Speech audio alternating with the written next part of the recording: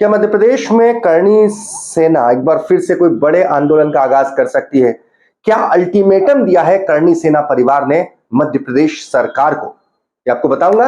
Ultimatum दिया गया है 11 अप्रैल तक का। अगर 11 अप्रैल तक अतिथि शिक्षकों का नियमितीकरण नहीं होता है, सरकार अतिथि शिक्षकों का नियमितीकरण नहीं करते, तो फिर से आंदोलन किया जाएगा। करणी सेना का सख्त आदेश है कि करणी सेना ने जो जो मांगे रखी थी उसमें अतिथि शिक्षकों के नियमितीकरण की मांग भी प्रमुख थी। ठीक है, अगर ये मांगे नहीं मानी गई 11 तारीख तक तो आंदोलन फिर से करेंगे भोपाल में। ठीक है, करणी सेना की मैं इमेज दिखा रहा हूँ, इसमें अतिथि शिक्षकों की मांग है। ठीक है, संविदा कर्मचारियों की मांग है, आउटसोर्स कर्मचारियों की मांग है।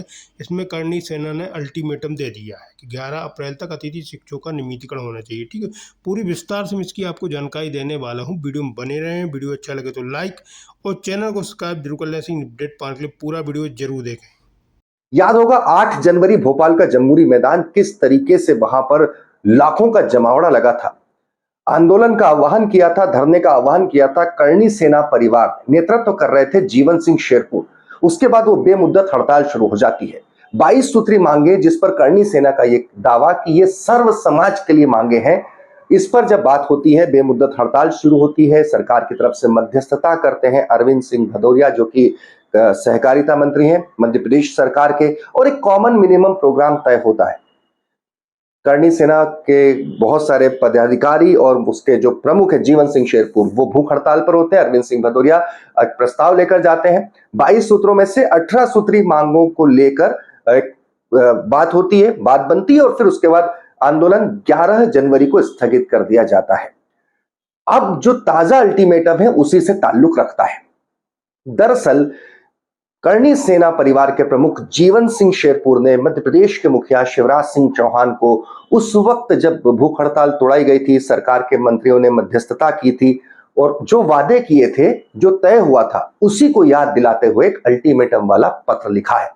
मध्य प्रदेश के मुखिया शिवराज सिंह चौहान को जीवन सिंह शेरपुर के द्वारा लिखे इस पत्र में लिखा गया है कि जब भूख हड़ताल टूटी थी, सरकार से बात हुई थी, तब यह तय हुआ था कि एक कमेटी बनेगी एसीएस की अध्यक्षता में, जिसमें सहकारिता मंत्री रहेंगे, गृह मंत्री रहेंगे, वित्त मंत्री रहेंगे। इन सब की सम्मिलित बैठक होगी। करणी सेना के भी नुमाइंदे जिसमें रहेंगे, और जो मांगे हैं उसमें बहुत सारी मांगे थी जो मध्य प्रदेश सरकार से ताल्लुक रखती थी।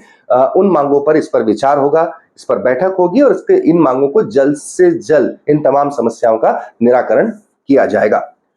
तो जीवन सिंह शेरपुर ने अपने खत में उन मांगों का जिक्र किया है, जो कि आप देख सकते हैं। साथ में उन्होंने कहा है कि 2 महीने का, ये 2 महीने की बात थी कि 2 महीने के भीतर इनका निराकरण किया जाएगा। जीवन सिंह शेरपुर का कहना है कि 2 महीने में इस पूरे मसले पर सिर्फ एक जो समिति बनी थी उसकी एक कमेटी की एक ही बैठक हुई है, अभी तक मांगों का निराकरण नहीं हुआ है। 2 महीने, और उनका मानना है कि हम 1 महीना और देते हैं। ठीक ऐसे ही 11 अप्रैल को 3 महीने हो जाएंगे करणी सेना आंदोलन जो भोपाल में हुआ था उसे स्थगित किए हुए, और उसके बाद सरकार के द्वारा वादा किए हुए। जीवन सिंह शेरपुर का यह कहना है कि चूंकि सरकार जो कमेटी बनाई थी, सरकार ने जो वादा किया था वो पूरा होता नहीं दिख रहा है।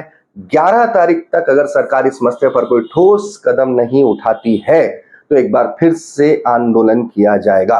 तो निश्चित तौर पर करणी सेना परिवार ने, यानी जीवन सिंह शेरपुर एंड टीम ने अपनी तरफ से मुख्यमंत्री को इस मसले पर चेतावनी दी। देखना होगा, क्योंकि जिस तरह का जमावड़ा था उस वक्त सरकार के वाकई हाथ पांव फूल गए थे। बहुत ताबड़तोड़ में सरकार के मंत्रियों ने मध्यस्थता की थी इस आंदोलन को वहीं पर स्थगित करने के लिए।